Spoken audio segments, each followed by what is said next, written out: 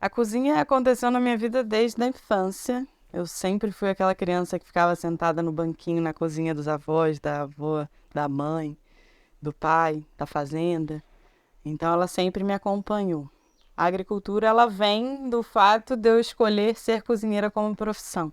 A partir do momento que eu escolhi a cozinha para trabalhar como ferramenta da minha construção humana, aí entra a agricultura para fortalecer essa escolha, dar mais sentido e conseguir, na verdade, exercer a minha função como cozinheira com muito mais potência. Você teve uma trajetória sólida profissionalmente no audiovisual, tendo em um dos seus trabalhos de direção o programa Esquenta da TV Globo. O que fica da diretora de TV no dia a dia da lida na roça da agricultura? Eu trabalhei, de novo, naturalmente eu trabalhei com audiovisual, a minha família tem uma relação muito profunda, eu fui criada nesse meio também, da mesma forma que eu fui criada no meio da Mata Atlântica e do mato e do rural, eu também fui criada nesse universo do audiovisual. Então, para mim, a minha construção profissional na televisão, ela vem de uma forma muito natural, dentro de privilégios e oportunidades já postas ali, né, no meu berço familiar.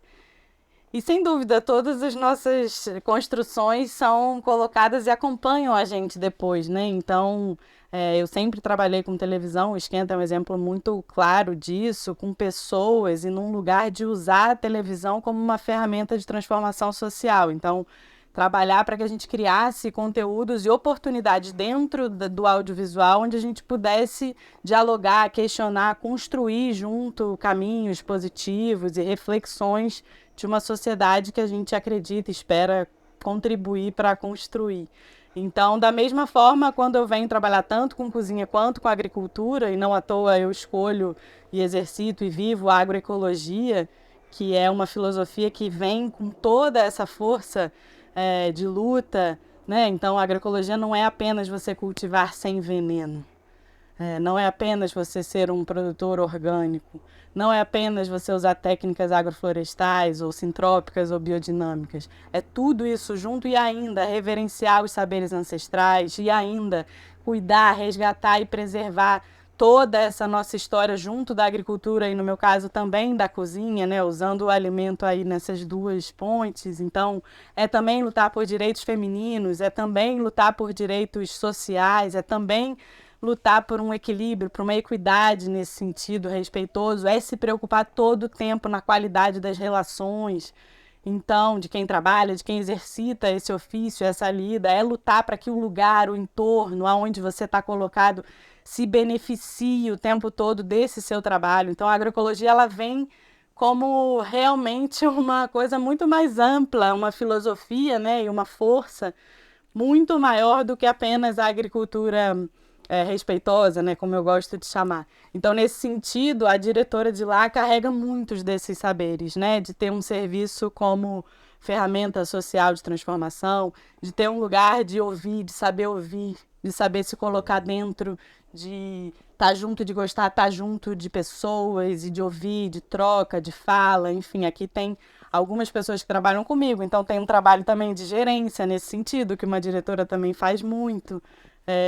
Mas assim, é até engraçado, porque, claro, eu fui diretora, mas acho que muito mais do que isso, eu era uma pessoa interessada em estar junto daquelas pessoas contando aquela história, assim, desempenhando esse papel. Eu me encontrei muito num lugar de encontro com pessoas que tinham esse objetivo dentro da televisão, e acho que por isso que eu fui muito bem sucedida e muito feliz nessa escolha de trabalho. E acho que hoje, na cozinha e na agricultura, vem da mesma forma. Eu sou muito feliz no lugar onde eu tô, com as pessoas que eu tô. Essa escolha traz também esse abraço, né, do lugar e de quem está junto comigo nesse caminho, assim. Então, acho que elas se cruzam o tempo todo. Eu uso dos meus conhecimentos e saberes audiovisuais o tempo inteiro, fazendo vídeos para o Instagram para divulgar meu trabalho, enfim, para trocar, para também levar essa informação, as mensagens, né, das nossas relações aqui. Viver dentro do mato traz para a gente muitas reflexões e às vezes singulares, né? Cada um é um.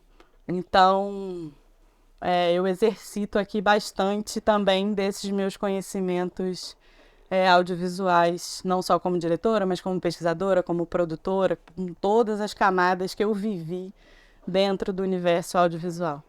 Eu li uma matéria sua do blog Food Forum, onde você cita um conceito que é a força da comida. Me trouxe uma curiosidade.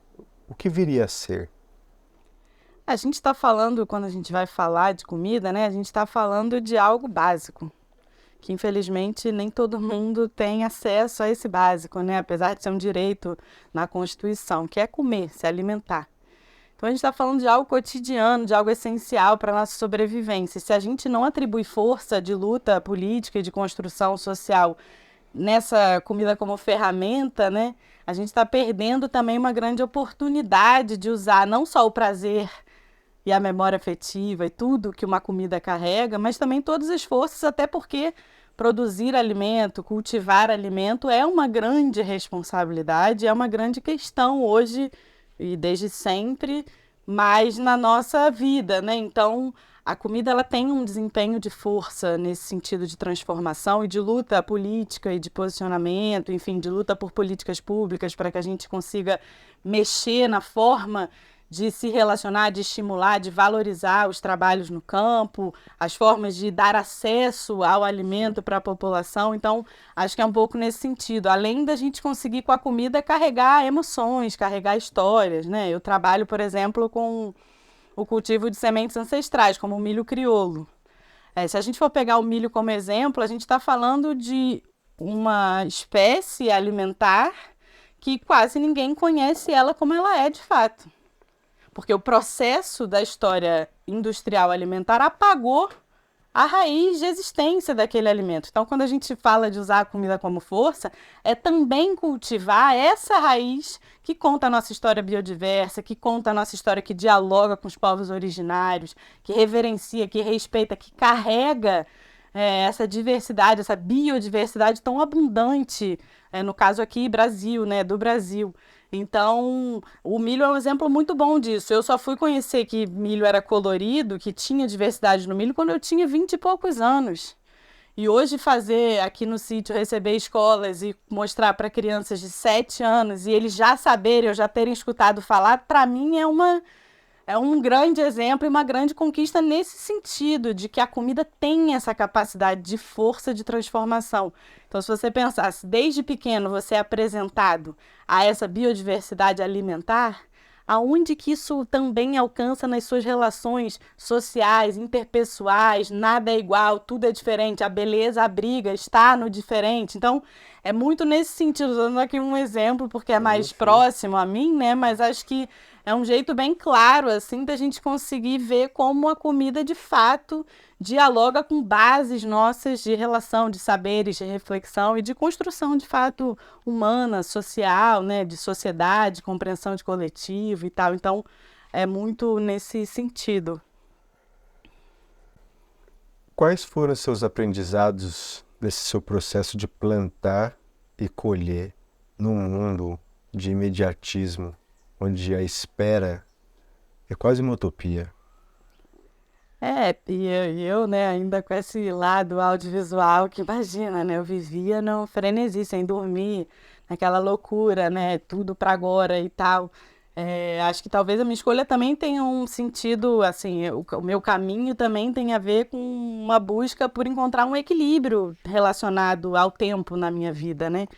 Eu, com 29 anos, olhei para minha vida e vi que eu estava indo para um lugar que não necessariamente era o que me preenchia, né? Assim, então, nessas outras camadas, né? Eu acho que plantar, e muitas pessoas falam sobre isso, né? Plantar deveria ser ensinado na escola, essa relação íntima, né? Com esse ato de você colocar ali uma sementinha, regar ela, acompanhar o tempo, até porque vai envolver, né, a aproximação com o alimento em si, né?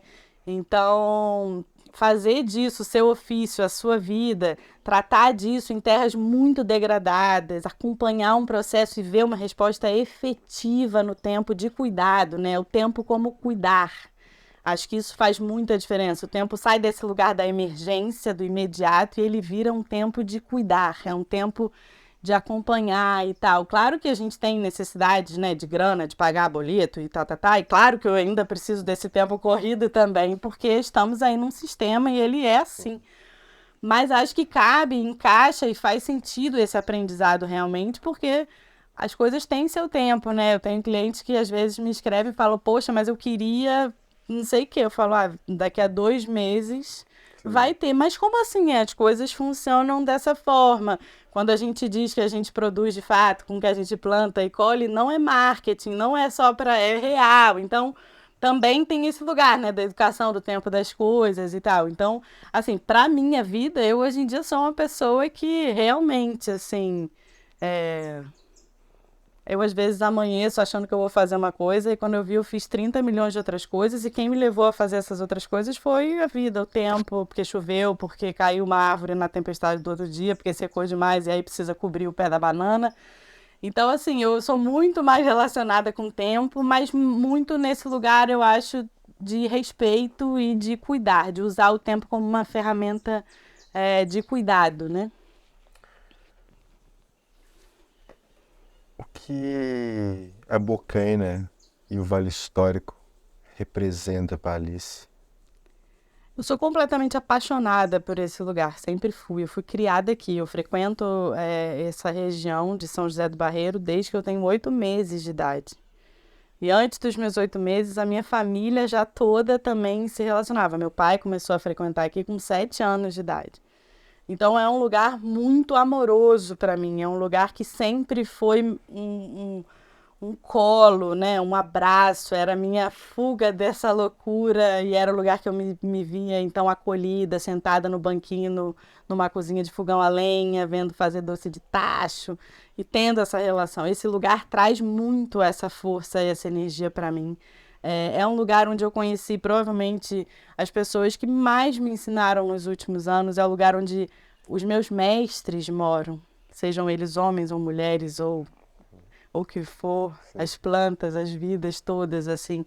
É a minha escolha. Esse vale, a Bocaina, é a minha escolha de vida, assim. Eu escolhi morar aqui, eu pude escolher morar aqui, porque poder escolher também é um privilégio, né?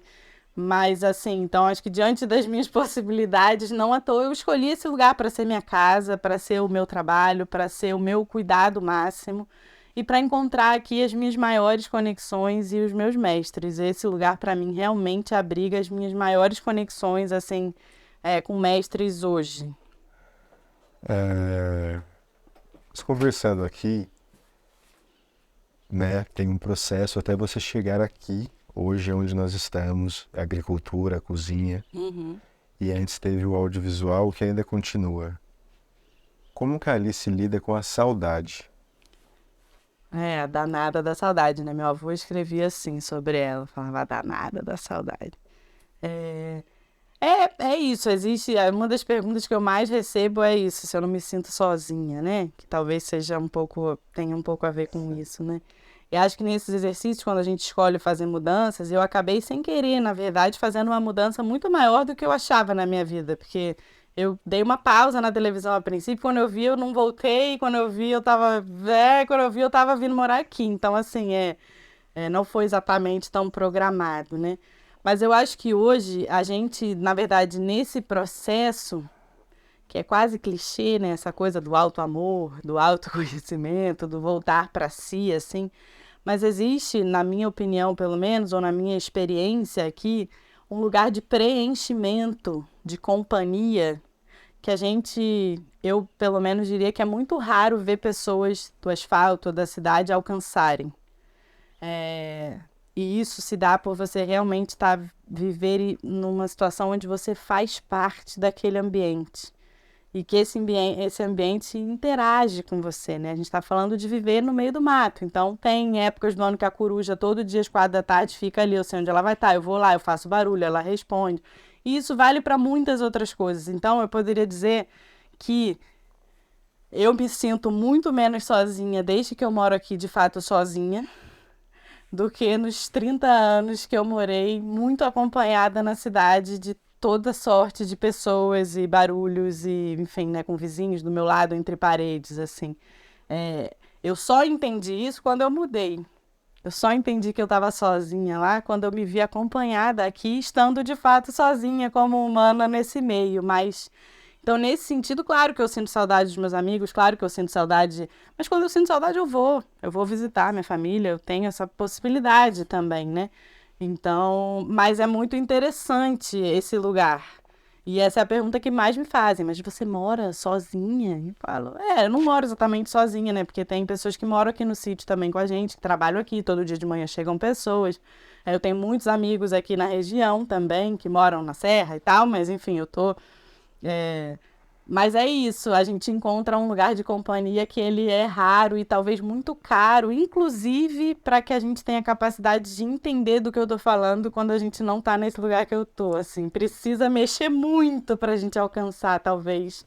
Eu acho até que seria interessantíssimo se quem mora na cidade conseguisse alcançar. Eu conheço algumas pessoas, assim, que eu vejo que encontram um pouco mais esse lugar. Mas é realmente raro por isso, porque a gente está sempre no ar-condicionado, numa bolha, blindado, né, dessas possibilidades de interferência. E nesse sentido, a gente acaba se sentindo acompanhado, porque a gente tem um celular, marca e toma um chopp mais tarde no bar, mas em tantas outras camadas ali na cama sozinho à noite, às vezes a gente, né, então acho que nesse sentido realmente é um status aqui de preenchimento, né, de ser parte. E que eu até acho curioso, que quando eu penso, por exemplo, em fazer comparações com pessoas que vivem aqui a vida inteira, ou inclusive com povos originários, indígenas, quilombolas, né? Essas pessoas que nascem nesse fervor de vida abundante e têm tantas relações muito mais profundas do que eu tenho, com certeza. Eu não consigo nem alcançar, porque já é tanto pouco que eu tenho nessa história e já é tão inacreditável saber que isso existe e ver que a gente vive sem perceber que isso é posto, enfim. Mas é sobre isso. Então a saudade, ela tá aí, mas acho que ela tá tanto aqui quanto ela estaria em outro lugar, sabe? Você encontra a espiritualidade, a ancestralidade nos alimentos? Ah, totalmente, né? Não existe comida sem história. Não existe. Não existe relação humana com o alimento sem história. A gente conhece a comida porque o tempo passou em relação com ela. O milho, de novo, pode ser um grande exemplo disso, né? Que é uma espécie que só chegou a ser milho porque teve relação com os povos originários, que pegaram aqui do teocinto, que é uma espécie vegetal originária do milho, começaram a se relacionar e foram selecionando ali as sementes e até a gente chegar no milho, então, que a gente conhece hoje, não só o amarelo, mas esse milho colorido biodiverso, né? Então, o alimento, ele conta a história e o alimento, ele é reverência todo o tempo, principalmente quando a gente trata ele com respeito, né? Porque aí, da mesma forma que a relação humana foi positiva no caso de chegar ao milho onde ele é hoje, ela também é negativa em muitos outros casos, como é o apagamento, às vezes, da industrialização relacionada ao milho, que é pelo contrário, ela faz um selecionamento para chegar num padrão estabelecido, sempre amarelo, e que vai apagar, ao contrário de contar, vai apagar a nossa história, né? Mas sem dúvida, e com relação à espiritualidade, cozinha, eu sou uma pessoa que rezo o tempo todo. Eu, nos últimos anos, nesse meu processo, me aproximei muito do candomblé, né, que é uma religião de matriz africana. Foi muito importante para mim. Hoje, confesso, estou um pouquinho afastada fisicamente, no caso, porque pelas minhas escolhas aqui também, ainda não consegui me reaproximar, mas falo, estou perto e tenho isso muito forte em mim, porque não é simplesmente estar ou não num lugar, né? Pelo contrário, tem muito a ver, inclusive, com o que a gente estava falando desse preenchimento, né? E dessa conexão constante com o vento, com o ar, com a água, com a terra, com as plantas, com a vida em si, né? Com essas camadas todas. Então, a cozinha exercita isso o tempo todo. Você vai fermentar um pão. Se você não conversa, sei lá, eu não sei fazer sem conversar, assim. Eu rezo com o pão, falo, pô, eu sei que tá frio, tá meio difícil, mas vamos lá. Tá, eu tô aqui, acendo um foguinho para ele ficar mais animado, aí dou ali, dou uma volta. Da mesma maneira é plantar, né? O milho, não sei se você quer que eu fale isso agora, mas posso falar que o milho é uma cultura carregada de milênios de pessoas que lutam muito, há milênios para sobreviver. E muitas delas foram apagadas nessa história completamente. A gente não sabe. Tem uma dificuldade de alcançar conhecimento sobre várias culturas, e o milho é uma delas, porque essa história foi completamente apagada no tempo. Então eu não posso escolher trabalhar com milho se eu não for rezar por ele, se eu não for conversar com ele, se eu não for botar ele acima de mim e falar, vamos junto, porque você me conduz, você me ensina. Então é reverência o tempo todo, é reza o tempo todo. O milho é, para mim, assim, o meu grande mestre nesse sentido. O milho na agricultura é um indicador de fertilidade do solo. Então ele também cumpre essa função. Você plantando ele, ele vai te apontar pela velocidade do crescimento e do desenvolvimento dele as áreas que estão melhores, mais fracas, onde você precisa trabalhar. Então ele conduz, ele guia de fato, né? Mas principalmente nessa relação, né, que é uma relação de observação, né, que é uma relação de fato, você tá o tempo inteiro colocado em parceria com o que a natureza está te contando, né, que é uma grande coisa da agroecologia, né, se espelhar na natureza, se incluir, olhar para ela, observar ela e junto ser positivo junto a ela, né, replicar os ensinamentos da natureza. Então, eu realmente, assim, eu sou desse tipo que conversa com planta, que eu falo mesmo, converso com pão, converso com polenta, converso com tudo. E muito com milho, quando eu tô assim, que nem tem gente que vai, né, pra igreja e tal. Eu, hoje em dia, quando eu tô meio precisando, eu vou pra dentro do milharal. É lá que eu vou conversar, eu vou falar, tá difícil, tá, eu vou... respiro dentro de plantação, converso mesmo, falo, não, vamos. E aí tem muitos aprendizados, né? Bambu é um clássico que parece que vai quebrar, enverga, mas não quebra. Então também a gente vai pegando os guias assim nos momentos para a gente conseguir passar por eles, realmente, com esses aprendizados, assim. Então, é isso. Acho que não dá para a gente cozinhar com a nossa história se a gente não se relacionar positivamente com ela. Então é totalmente espiritual, é totalmente de reza, é totalmente de devoção, é totalmente de uma relação muito profunda, seja na panela ou seja na terra. Para mim, não tem como fazer diferente. Você desenvolve um trabalho com outras agricultoras, outras produtoras aqui em São José do Barreiro. Como funciona? Qual é o funcionamento desse projeto? Então, na verdade, você está falando da Feira da Gente. Feira, isso. Isso, a Feira da Gente foi um projeto que, na verdade, eu fui convidada a participar. É uma feira que já existia anteriormente aqui na cidade, que chamava Feira do Produtor. Com a pandemia, acabou que ela ficou parada. E aí, depois da pandemia, a Isilda, que é uma das produtoras organizadoras hoje da Feira da Gente, em parceria com a Secretaria de Cultura e a Prefeitura aqui de São José do Barreiro, começou um movimento de retomar essa feira. E aí, nesse processo de retomada, eu fui chamada e outras pessoas também. A Alê, enfim, Josi, Simone, são muitas mulheres poderosas. E então, nesse processo, eu fui chamada e a gente pegou para organizar mesmo. Quando a gente se deu conta, era um monte de mulher reunida, fazendo trabalhos incríveis, cada uma no seu lugar, da sua forma, do seu jeito. Então, a gente entendeu que existia essa força ali feminina posta.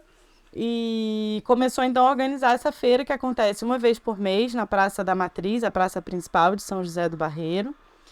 E é uma feira que reúne então o trabalho dessas mulheres todas aqui no Vale, tanto gastronômicos quanto na agricultura, orgânicos, agroecológicos, quanto com artesanato, crochê, saboaria artesanal, queijos, enfim, toda sorte de produtos ocupando a praça, né? Ali a gente dentro da feira também tem um trabalho de fazer com as crianças uma oficina onde a gente acaba tentando trazer temas e como a gente já falou sobre a água, a gente já fez bomba de semente, a gente já fez pintura em tecidos com elementos da natureza. Então a gente usa essas oficinas também para abrir diálogo, né? Com essas crianças aqui, com os pais, com as mães, enfim, envolver também a comunidade, né? A população nessas reflexões mesmo, né, que vem com o nosso trabalho de todo dia, né, com a ecologia e tudo mais.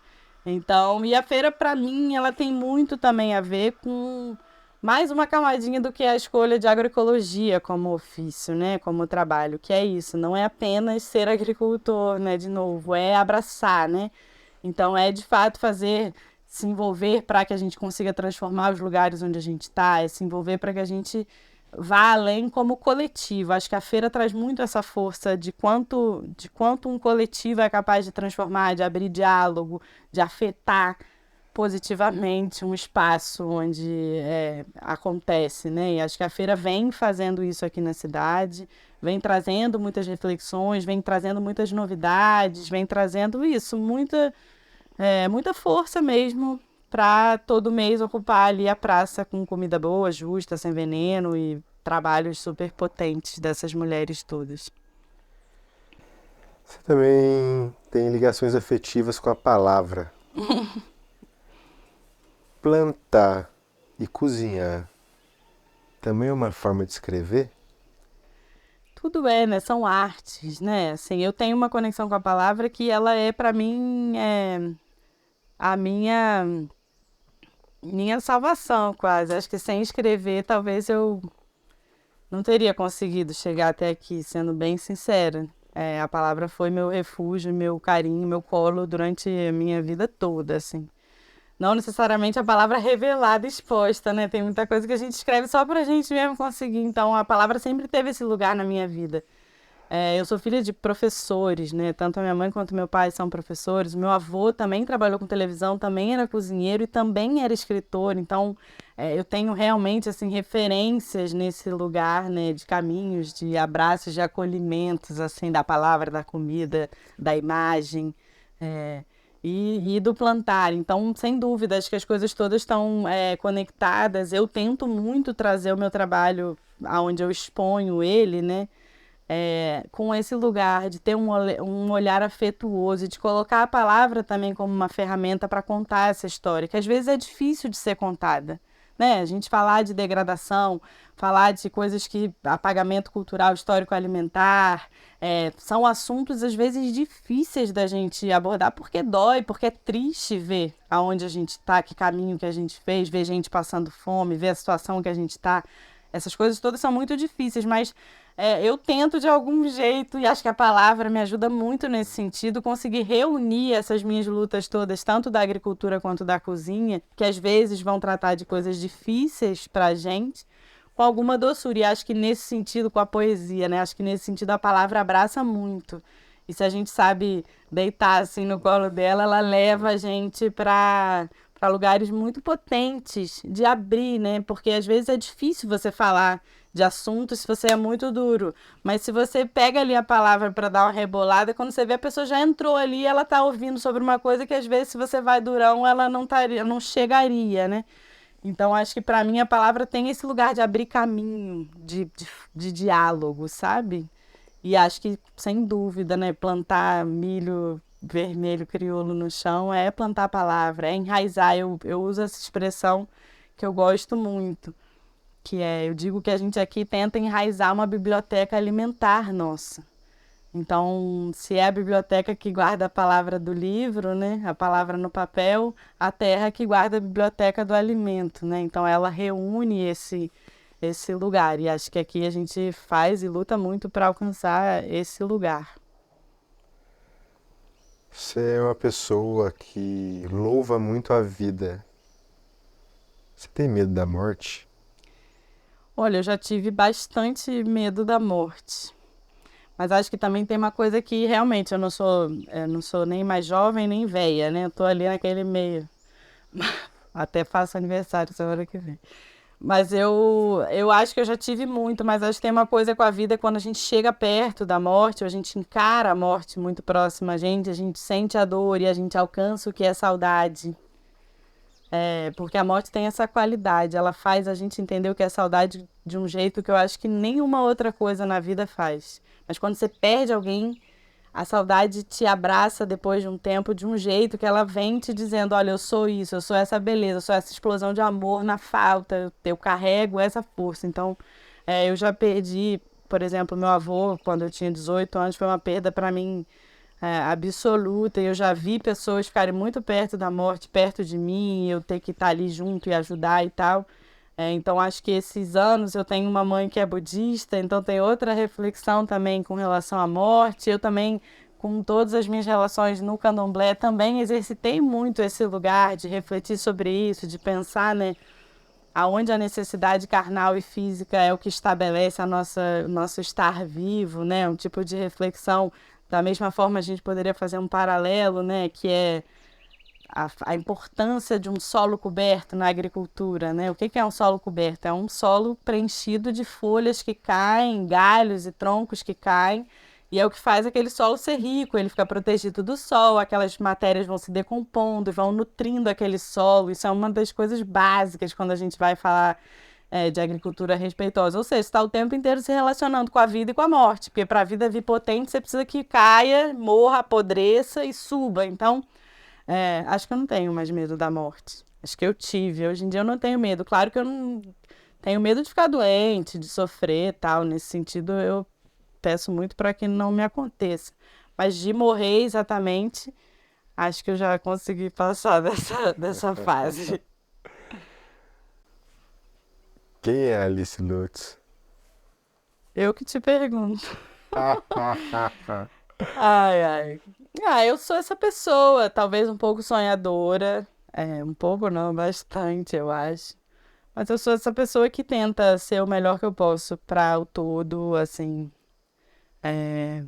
E é isso, meu desejo aqui com o trabalho que eu tô fazendo é que eu consiga não só cuidar dessa terra que eu escolhi morar, que é já um trabalhão, né, reflorestar aqui e tal e tudo, mas também ser inspiração para que outras pessoas entendam esses reequilíbrios e exercitem esse papel de ser humano num mundo tão complexo e maluco que está aí com tantas questões um pouco assustadoras por vir, né? Pensar o quanto a gente pode ser potente para fazer diferente, para fazer ser melhor, para fazer ser possível, para fazer dar tempo, para fazer a gente durar um pouco mais, porque é sobre isso que a gente está falando, né? Então, acho que eu sou muito essa pessoa que tenta viver para conseguir fazer durar para todo mundo um pouco mais, assim. É por aí que eu vou.